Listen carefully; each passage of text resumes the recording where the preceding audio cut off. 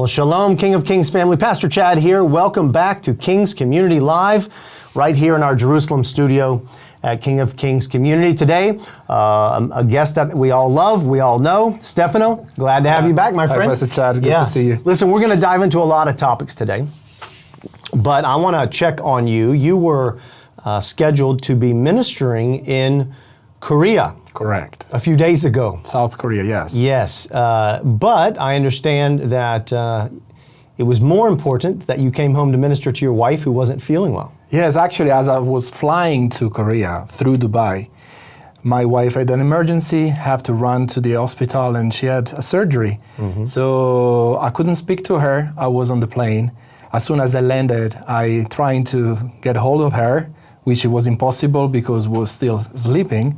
And then it took me a couple of days to understand really the situation and to book the first flight and to come back. So as I said before off camera, I was more traveling through airports than to South Korea. Yeah, so maybe the Lord had you ministering to the people in the airport, exactly. Not so much at the conference in Korea. Well, we're blessed. We get to have you back. We're praying for Joanna, of course, everybody at King of Kings family here in the land and abroad. I think you know Stefano and you know Joanna.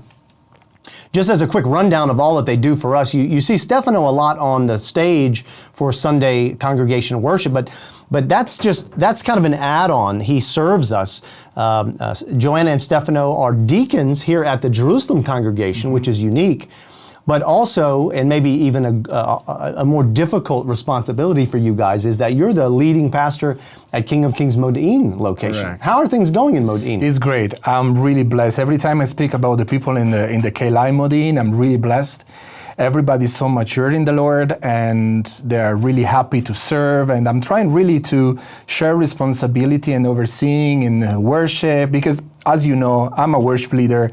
I love teaching and preaching, so the tendency is like I do everything myself, but even learning from you, I see that delegation is really important and to raise new ministers within the KCL itself. So that's what we're doing. I see a lot of people that are really happy to serve and ready to serve and to enlarge the family in the KCL Modi'in. Yeah, we talk about at our Leadership Training Academy, and you've heard me say this many times, that our job as pastors is very simple. It's not easy, but it is simple, and that is we help each person find their God-created destiny. Yeah. But in order to help people find their destiny, it's incumbent upon us, that means it's mandatory for us as leaders that we don't do everything. We are training people. We are releasing. You know, the New Covenant teaches us that we equip the saints for the work of ministry. And you guys in Modi'in are doing a great job. You and Joanna, Veko and Ula. I know you've got a great team that you're building both in worship. Your young adult team is doing great at the same time, and we're really looking forward to it. You're a strong teaching gift, strong worship gift. We know that people in Modi'in are in great hands, and I think it shows because we're growing quite rapidly in Modi'in, thanks to you guys. Now, you do many other things. We talked about worship. We talked about the Modi'in congregation, you guys being deacons here also in Jerusalem. Joanna is our CFO for the whole network of King of Kings. And you know, it's always funny when we expand or we plant new congregations or we adopt new communities into the network of King of Kings. It's always good news for some of us, and then those in the back rooms, in the engine rooms, doing all the financial and the legal. Of course, it's not always the greatest news for them, just because it adds more responsibility and pressure. But we've been blessed that Joanna understands the growth of the apostolic nature of what we're doing at King of Kings family, and it does add a lot of pressure to her, but she's a trooper on our executive team. She does such a great job, and just like you're building a great team in Modi'in, she builds a great accounting team around her, so we're so proud of that. We also have another key involvement that is under your oversight, and that is the youth program here in Jerusalem. Give me an update. How are the youth doing? Well, Pastor Chad, I'm so excited about the youth work here in Jerusalem that is growing. I'm not doing it by myself, just backing you up with what you just said about the idea of leadership that we have. I have Miss Liz Stout that is helping me. Tremendous. She's such a great help. Then we have a group of volunteers, like young adults, that they are stepping in because the number is increasing. We are over 50 young people now meeting at the Celebration Center. And what we started the year, this 2025-2026, is about pushing our young people into the worship on stage, worship, teaching. They've been carrying the teaching in front of everybody. Has been amazing, really, to see the growth and responsibility. My goal in youth ministry is if I treat the youth as kids, they will behave like That's kids. right.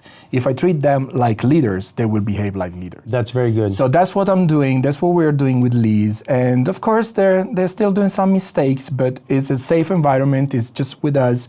We are not just push them without any preparation. We are with them. We do them with the preparation. I meet with the worship team every Tuesday afternoon, go through songs and to the real meaning of worship and leading a congregation into a worship time. Mm-hmm. Now, last year we did something, it's been a long time since we did it. Mm-hmm. Just before the school semester started in September, we did a youth-led service. Mm-hmm.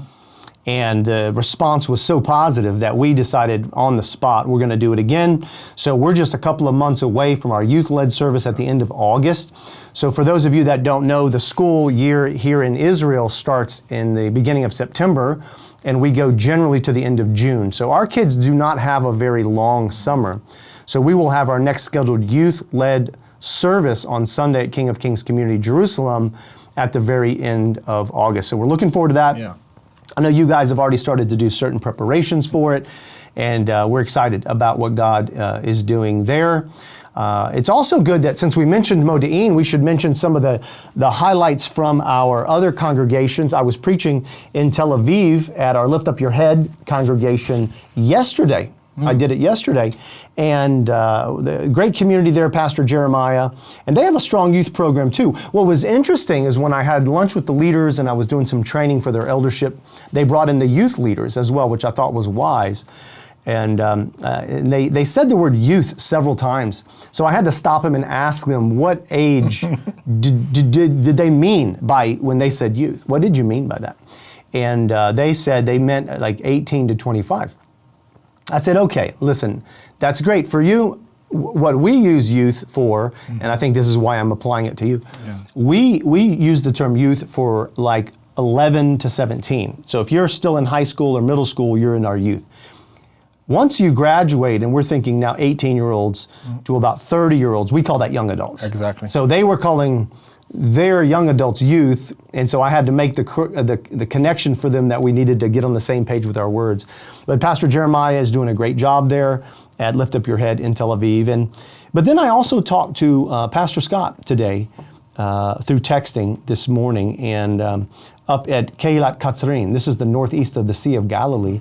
And they're taking a lot of rocket fire up there. I mean, it's not easy in Katzrin, and especially over in Kiryat Shmona. They've shut down schools again. Yeah. And a lot of our audience, thank you for your prayers, everyone. Keep praying. I know that on paper, you read, hey, there's a ceasefire, but it kind of doesn't always feel that way here in Israel with the terrorist attacks and the drones and the missiles and the rockets or whatever. But officially, they've shut down some schools up in the north. It's just too dangerous for people to be moving around. There's a smaller radius of movement that they're allowing to happen. I did hear, though, so we're going to stay on the geopolitical scene for a minute. I did hear that late this week that Israel did a joint operation with the United Arab Emirates in Iran. So that's an interesting development that we know Iran's been firing at, like Kuwait. They fired at Kuwait again this week in the Arab Emirates. But to do a joint exercise militarily, that's unique, and that's hopefully that's good fruit from building trust and relationships. But it's very similar to what we know is happening in Lebanon, where Israel is partnering with the Lebanese government. Correct. And both are trying to get out Hezbollah. Yeah. Is any of this war, now that we're almost 3 years into the war, how's it affecting the youth especially? Well, to be really honest, I've been experiencing an increasing level of panic attack during our youth services. like people that have to leave and just they cannot breathe, and then when everything calms down and asking a couple of questions, they've been very stressed because of the situation. So you were mentioning about Joanna before, my wife. She's also a great counselor. So when the first episodes happened in the youth meetings, I ran to her and say, how do I deal with that? And she gave me a lesson for a couple of hours. Nice. How to deal with that. Yeah. So now I know how to cope with that, how to deal with this situation, and it's really great. But this is something I haven't experienced before in a youth group. So I feel that they pretend everything is going well, but then there's a level of stress for these 13, 14, 15 years old that nobody in the world ever experienced. Mm-hmm. So that's what I found. It's like ministering to them on an individual level, private level, but sometimes people just burst in tears during the worship, and just because they are afraid or during the alarms. So that's what I'm experiencing with the youth. Now, how many in the current youth program, and this is an interesting background, because I remember I was there the first day we introduced you to the youth and the parents. With 6 people. It was 6 people, I remember. We you talked and about Pastor Mike. Yeah, and we were part of the 6. And now we're averaging about 50 youth every week at our a small group. We call it small group, but it's huge. Yeah. So praise the Lord for that growth. And then, of course, that extends beyond the King of Kings borders. We are blessing and unbelievers, of unity to the wider body of Messiah. And you even said unbelievers as well. The program is doing so well that our youth feel free to invite their classmates back to the youth program, to the point that we need to fill forms, we need permission from parents, and not all the parents of unbeliever families wants their kids to come to our program. So I have to talk with some parents that are not part of our network or be part of a Messianic community. Right. So that's a unique thing for us here in Israel, that our children's workers and our youth workers and leaders, we have to get written permission from the parents before any visitor can come to the group. We talked about the stress levels in the young adults and the youth. How many would you say in our group of 50, let's just round that number off at 50, how many would you say are juniors and seniors, and they're already being recruited by the Army and they're already in the process of learning what the Army is about? I probably think that 10-15% of the youth, they have been either in the pre-Army, doing the pre-Army, or already been receiving the letter to start the process to go into the Tzava. Yeah, I know. My son is one of is one of them. So I knew that you had a handful of them there. And we also have a great opportunity for our youth and our young adults coming this summer, July 13th. We start our summer camp here at King of Kings for the younger children. It's ages 5 to 12. Liz is going to, obviously, she's our children's director. She's putting on a great program again. I know it's in full swing of preparation, training all the counselors. But we have a lot of youth that are volunteering, and we want to honor them and say thank you to them for their work as well.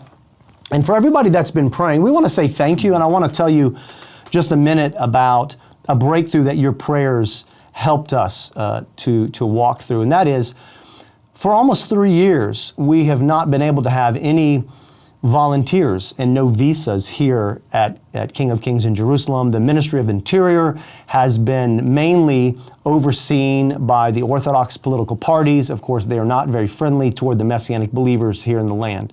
And since they took over leading the Ministry of Interior, they have blocked us in lots of ways. Maybe it could be the believers trying to make aliyah, become citizens. It could be a clergy-type visa, student-type visas, or volunteer visas. Well, God did a great miracle. Thank you to Veko and Ula and Joanna and many others that helped us work behind the scenes, Pastor Daniel Geppert.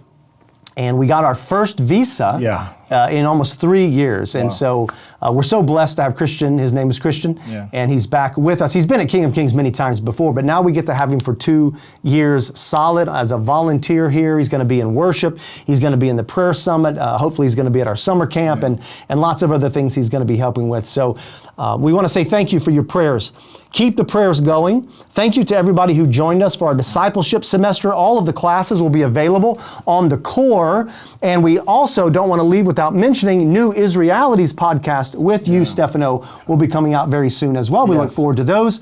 I know we've got some on the docket. Listen, we're going to go to the sanctuary for worship. Pastor Mike has the message today from the book of Luke. We hope you enjoy. Thank you for being with us on King's Community Life.